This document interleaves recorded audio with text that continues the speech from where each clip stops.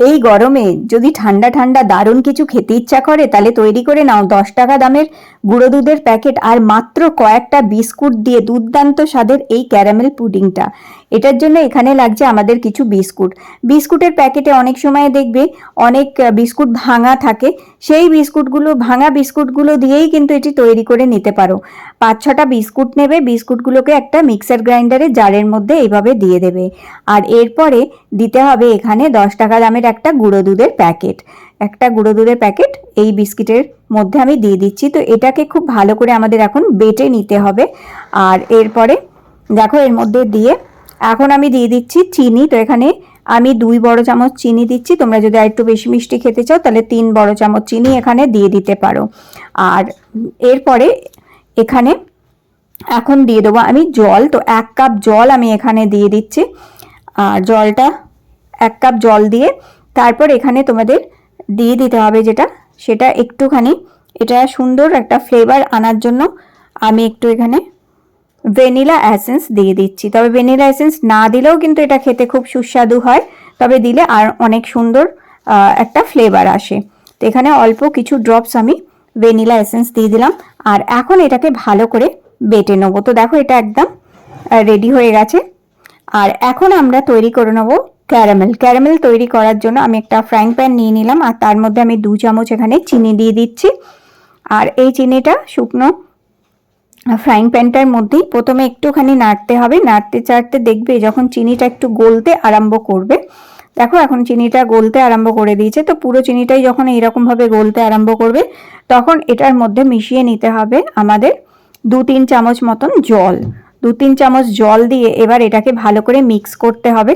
চিনিটা দেখবে খুব সুন্দরভাবে গলে যাবে, কারণ এটা খুব বেশি ক্যারামেল করবে না। যখন দেখবে রংটা একদম মধুর মতন একটা কালার এসে গেছে তখন এটা এরকম আঠালো হয়ে যাবে তখন এটাকে গ্যাস থেকে নামিয়ে নিতে হবে।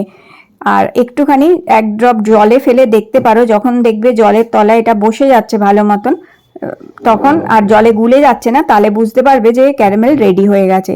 তো খুব বেশি কালো করবে না, তাহলে কিন্তু তেতো লাগবে। হালকাভাবেই এটাকে ক্যারামেলাইজ করে নেবে চিনিটাকে।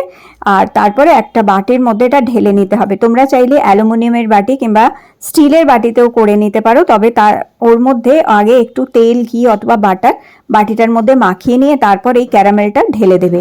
আর যদি কাঁচের বাটি হয় তাহলে কিছু মাখাতে লাগে না, এটা এমনি ঢেলে দিলেও কিন্তু সুন্দরভাবে এটা বেরিয়ে আসে। তো এইভাবে বাটির তলায় এটাকে ভালো করে একটু ছড়িয়ে দিতে হবে। তো এইভাবে আমি দেখো ঘুরিয়ে বাটির তলায় ভালো করে এটা ছড়িয়ে দিচ্ছি। আর এটা সঙ্গে সঙ্গে করবে, নাহলে কিন্তু এটা জমে যায়, সেই কারণে এটাকে ঝট করে এরকমভাবে সমানভাবে বাটির মধ্যে ঘুরিয়ে নিতে হবে। এখন এটা রেডি হয়ে গেছে। আর এরপরে আমরা আজকের এই রেসিপিটা তৈরি করার জন্য দেখো আমি 11 গ্রাইন্ডে এগ বয়লারটা ইউজ করে নেবো। এটার মধ্যে ডিম সেদ্ধ করা যায়, একসাথে 8টা ডিম সেদ্ধ করা যায়, পোচ করা যায়। তো এখানে দেখো জলের লেভেল দেওয়া রয়েছে, সেই লেভেলেই আমি জল এখানে ঢেলে দিচ্ছি। মোটামুটি 8 থেকে 10 মিনিট আমি জাস্ট এটাকে ভাপিয়ে নেবো এটার মধ্যে। আর এটা অটোমেটিক হচ্ছে নিজে থেকেই বন্ধ হয়ে যাবে। জল ঢেলে রেডি করে নিলাম। আর এদিকে দেখো বিস্কুটের যে মিশ্রণটা তৈরি করেছিলাম সেটা আমি এই ক্যারামেল ঢালা বাটিটার মধ্যে ঢেলে দিয়েছি। আর এখন একটা অ্যালুমিনিয়াম ফয়েল দিয়ে ওপরে একটুখানি প্রিক করে নিচ্ছি। আর এবার এটা আমি ভাপে বসিয়ে দেবো ওই এগ বয়লারটার মধ্যে। আর মোটামুটি 8 থেকে 10 মিনিটের মধ্যেই এটা রেডি হয়ে যাবে।